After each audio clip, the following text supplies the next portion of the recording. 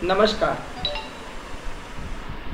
હું ઉમંગ મોદી ફરી એક વખત તમારા માટે નવી વિડીયો લાવ્યો છું। આ વિડીયોમાં આપણે જાણવાનું છે કે મોબીસફરની વેબસાઇટ અથવા તો એપ્લિકેશન દ્વારા જે આપણે કામગીરી કરી રહ્યા છે એ કામગીરીમાં આપણે જ્યારે આપણા એકાઉન્ટની અંદર પેમેન્ટ લેતા હોઈએ તો આપણા અંદર બે એકાઉન્ટ રાખીને બંને એકાઉન્ટની અંદરથી પૈસાની લેવડ દેવડ કરી શકે। એટલે મીન્સ કે આપણા કોઈ બી બે બેંકના એકાઉન્ટ આપણે આમાં એડ કરી દઈએ તો એમાંથી મોટું બેંક થાય છે। મોટું બેંક કરવા માટે આપણે જે પદ્ધતિ જાણીએ છીએ એ રીતે જ કરવાનું છે। પણ જો અમુક લોકો માત્ર એપ્લિકેશનનો ઉપયોગ કરે છે અને એપ્લિકેશનનો ઉપયોગ કરીને બીજી બેંક કેવી રીતે સિલેક્ટ કરવી એ એમને નથી ખબર, તો આપણે સિમ્પલી પોતાની જે મોબીસફરની વેબસાઇટ છે એને ઓપન કરવાની રહેશે। એને ખોલીશું। એને ઓપન કર્યા પછી આપણી પાસે અહીંયા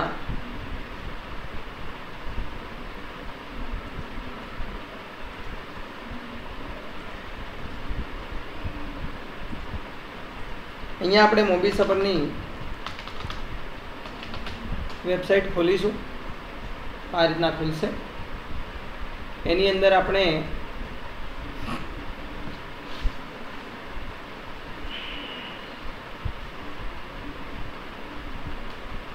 આવી રીતનું જોવાશે। લોગિનમાં જઈશું। લોગિન બટન દબાવ્યા પછી આપણો પોતાનો યુઝર કોડ અહીંયા લખવાનો, પાસવર્ડ અહીંયા લખવાનો। જે વેબસાઇટ માટેનો પાસવર્ડ હોય છે એ અલગ હોય છે અને જે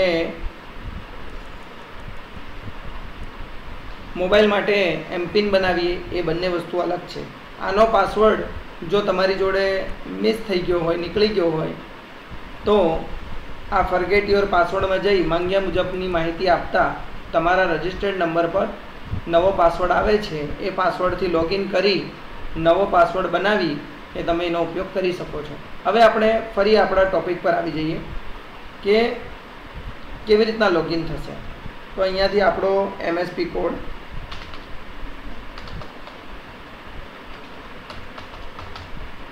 પછી નીચે પાસવર્ડ અહીંયાથી રાખીશું, જે આપણો છે એ નાખીશું।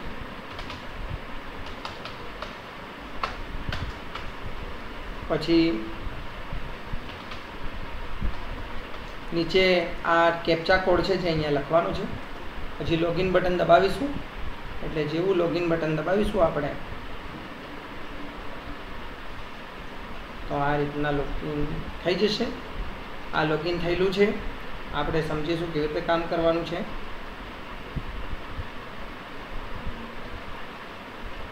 હવે સૌથી પહેલાં તો કઈ કઈ વસ્તુ આપણે કાઢી રાખવાની, તો આપણી પાસે મોબીસફર બેંક બીસીએ એકાઉન્ટ છે અહીંયા। તો આ જે બેંક બીસીએ સર્ટિફિકેટ છે આ સર્ટિફિકેટ અહીંયાથી ડાઉનલોડ કરવાનું। આઈસીઆઈસીઆઈ બેંકનું સર્ટિફિકેટ અહીંથી ડાઉનલોડ કરીને પ્રિન્ટ કાઢી લેવાની। જે મારી પાછળ બાજુ અહીંયા લાગેલા છે એ પ્રમાણે આપણે ફ્રેમમાં લગાવીને મૂકી શકીએ છીએ। પછી આપણું આ યસ બેંક વર્ચ્યુઅલ એકાઉન્ટ છે। આના અંદર તમે તમારા કોઈપણ બેંકનું ખાતું હોય એના નેટ બેન્કિંગમાંથી સિમ્પલી પેમેન્ટ ટ્રાન્સફર કરશો તો આપણા અહીંયા વોલેટમાં પેમેન્ટ ડાયરેક્ટ તમારા એકાઉન્ટમાંથી આવી જશે, ઉપાડ્યા વગર લાવી શકાય। એ આપણું એક કરંટ એકાઉન્ટ યસ બેંકનું અહીં આપેલું છે। કોરોના એડવાઇઝરી રિપોર્ટ છે જે લોકડાઉન પૂરતું આપણને કામ લાગે એના માટે આના અંદરથી પ્રિન્ટ કાઢી શકાય। લોકડાઉનમાં ટ્રાન્ઝિટ કરવા માટે અહીંયાથી આપણે ફરવા માટે આપણી પાસે અહીંયા લોકડાઉન આઈ કાર્ડ છે, એ આઈ કાર્ડ કાઢીને પ્રિન્ટ કરીને લેમિનેશન કરીને તમે વાપરી શકો છો। યુટીઆઈ પાન સ્કેનિંગ સોફ્ટવેર છે જેના દ્વારા તમે પાન કાર્ડ તમારા જે તમે બનાવો છો અને એનામાં જે બનાવવામાં અપલોડિંગના અંદર જે ડોક્યુમેન્ટ તૈયાર કરવાના છે એમાં જે સોફ્ટવેર આપણને પ્રોબ્લેમ આવતો હોય તો તમે આનો ઉપયોગ કરીને ફોટા, સિગ્નેચર, ડોક્યુમેન્ટ્સને સ્કેન કરી શકો છો વ્યવસ્થિત રીતે। હવે આપણે જોઈશું કે કઈ રીતે બે એકાઉન્ટ એડ થાય અને બંને એકાઉન્ટ બે એકાઉન્ટ તો એડ કરી દીધા, સિમ્પલી એડ કરવાના છે। એડ એકાઉન્ટ ફોર APS વિડ્રોલમાં જઈને પણ કોઈ બી બીજું એકાઉન્ટ આપણે વર્ક કરાવવું છે. અહીંયા મારી પાસે 2 એકાઉન્ટ છે, આપણે જોઈશું. અહીંયા 2 એકાઉન્ટ છે. આ એક ઉમંગ મોદીવાળું, આ 2 એકાઉન્ટ છે. ઉમંગ નરેન્દ્રભાઈ મોદી નામ છે. એની અંદર આપણે જોઈશું કે આ એકાઉન્ટ નંબર આપણે જોયો 4314 અને આ મારો 870 વાળો 2 એકાઉન્ટ અલગ અલગ છે. અહીં લખેલું છે ડીએક્ટિવ અને આ છે એપ્રુવડ. તો આ ડીએક્ટિવ છે એને મારે શું કરવાનું છે? એક્ટિવ કરવું છે. તો અત્યારે આ ડીએક્ટિવ છે, એના પર ક્લિક કરીશું તો આ ડીએક્ટિવ થશે અને પેલું એક્ટિવ થઈ જશે. હવે આને એક્ટિવ કરવું શું? યસ. તો પછી પેલું ઉપરવાળું એકાઉન્ટ થઈ ગયું. જો બંનેમાં ડીએક્ટિવ આવે એટલે હવે પેલું પણ આપણામાં યુઝમાં આવશે. આને ફરી બંધ કરી દઈએ. એક બંધ કરવાનું, એક ચાલુ કરવાનું, બીજું ચાલુ કરવાનું, બંધ કરવાનું. તો આ આપણે બંધ કરી દીધું ઉપરવાળું એકાઉન્ટ. બંનેમાં એકાઉન્ટમાં પેમેન્ટ લેવાય. હવે આપણે વાત કરીશું કે આપણે TDS લાગે છે અને TDS લાગતો હોય તો તમે તમારી જે બેંકનું ખાતું હોય એ બેંકના ખાતાની અંદર તમારે એક લેટર બેંકના મેનેજરને લેટર આપવાનો છે. એ લેટરનું અહીંયા આપણી પાસે લખ્યું છે TDS એક્સેમ્પશન. આ આપણે લઈશું, ક્લિક કરીશું. તો આ TDS એક્સેમ્પશન રિપોર્ટ છે, આપણા બેંક મેનેજર માટે છે. અહીંયાથી આપણે પ્રિન્ટઆઉટ લેવાની છે અને આ પ્રિન્ટઆઉટ આ રીતના પ્રિન્ટ પર ક્લિક કરવાનું. પ્રિન્ટ ઓપ્શન ખુલશે. પ્રિન્ટ ઓપ્શન ખુલે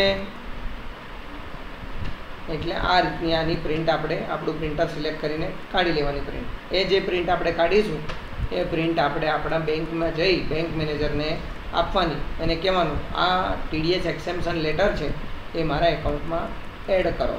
એ જ્યારે એડ કરશે એટલે તમારું TDS જે લાગવાનું છે એ લાગતું બંધ થઈ જશે. ખ્યાલ આવી ગયો?